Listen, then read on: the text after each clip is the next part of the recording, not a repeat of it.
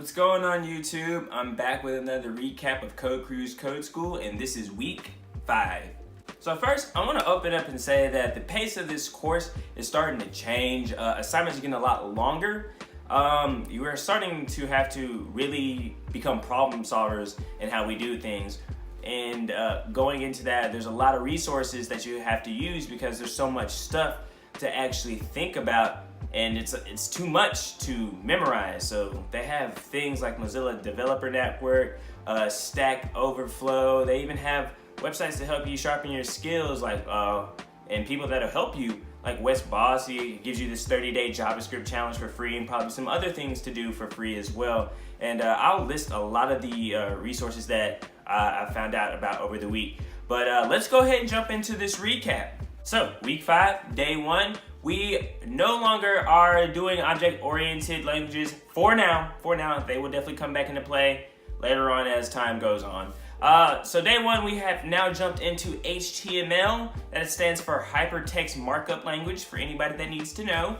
And what that is a basic bare bones structure of your typical web page. So all the words you usually see or buttons that are clickable on web pages, you can see that be brought up in the HTML files. What we did in day 1 is talk about the syntax of it. And then day 2, we kind of delved into forms and how to put in inputs, labels, and all that stuff. So you can have submissions, like if you want to put in your username or password, we put all those little boxes in there to sign your name or click a submit button into the HTML format. So it's these little small things that you don't ever realize, but you realize it's super important to submit your info when you want to get into like Facebook, because you gotta talk to your grandma about something or talk to your mom about something, you know.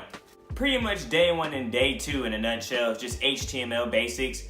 Day 3, we did review a little bit just on how to do forms. Then we jumped into CSS, which stands for Cascading Style Sheets. That's exactly what makes your pictures, not pictures, but can make your pictures, but the rest of your web page beautiful as well. And not even just making it beautiful, but making it look like it's like super functional, how you have those drop-down menus in the navigation bar, how the navigation bar will follow you as you scroll through that long article you shouldn't be reading because you're gonna self-diagnose yourself with something. That stuff. You don't even pay attention to that most of the time. In addition to getting an intro into CSS, we got a treat during lunch. Besides the lunch, it was we got a guest speaker. I'm probably about to butcher his name. His name is Carter Capicoche. I'm gonna look it up. Give me a second, I'm gonna look it up. Carter Capicachi. At least that's what it says on this website. You can go to his website too at cartercapo.com. That's CarterCapo.com. He is a web developer too. He went through a Nashville, the Nashville Software Development School back in 2015. He's a full-on web developer now. You can learn everything about him here at his website. Capicachi, guys. That's how you say his last name. Even tells you on here too. But Mr. Carter was our guest speaker this Wednesday. He gave us a little insight on what it's like to be a web developer on the on a corporate level, a small business level, even on the medium level. But what it's like to have a day in the life as a web developer, pretty much. And also to tell about his experiences being in web dev school, coding boot camp, all these things. But he did give his life experiences on that, how it is, how it went for him, what he have to deal with before he went to school, how he feels about it now. And I like that because it kind of helps us relate, and he understands what we're going through. So it's just like it's easier for someone that's been in the same position as you to tell you to keep moving. It's easier to believe them because they were once there too. People thrive off of stories. Just remember that. Mr. Carter also gave us some resources to help sharpen our skills and stay up on small projects and get ideas for other projects as well. I will list all those resources in the description below, as there's too many to name.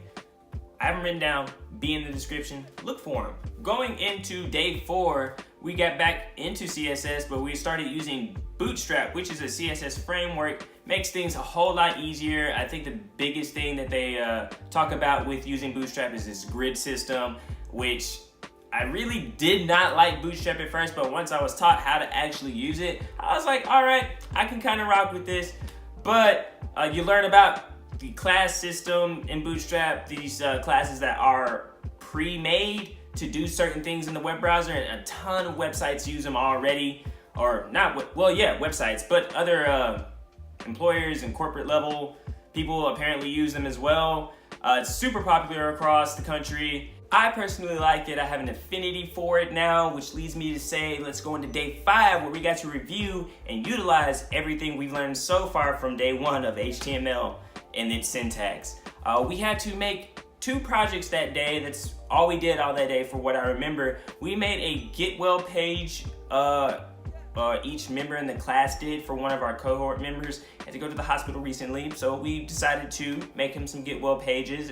And the other project that we're working on now is that we're finally getting started on our portfolio page. So soon I'll be linking to my website on these videos that you guys can check it out and tell me what you like about it, and if it's any use to you. We'll see what it is as time goes on. In addition to day 5, I also want to say we had some personal catering given to us. It's from this guy named Chris Allen with Chris Allen Catering.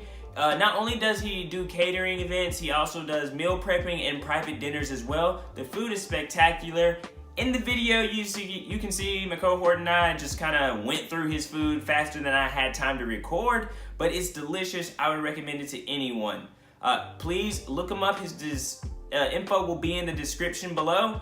Give him a contact. Personally recommend it again. And in addition to that, if you have like any restaurant, catering, meal prepping, food kind of business, please send it my way. I am not afraid to put this stuff on my video and review it. I am a foodie. I usually love tearing through new restaurant venues, and so please give me any kind of like information y'all have on new restaurants, and I will talk about them right here. #1 foodie right here. So I'm about to wrap up this video. There is one more thing I want to say. We did get some interesting resources to help us out with our HTML and CSS. We got here a HTML and CSS book along with a JavaScript and jQuery book. And our teacher was so kind to give us some other things on like how to use our Linux operating system. We also got some GitHub cheat sheets and just another sheet for IntelliJ. So I think that pretty much is the end of everything that I have to say. If you like this video, please give it a like, thumbs up. Please subscribe. I got new subscribers, so yeah, we're always happy about that. I'm like 1 away from 25, guys. Help me out here. Also, please leave comments. Find me on my social media. All this stuff will be in the description. If, again, there's anything I can help out or talk or elaborate, please contact me. I will do my best to reply immediately. So thank you all. Y'all have a good rest of the day.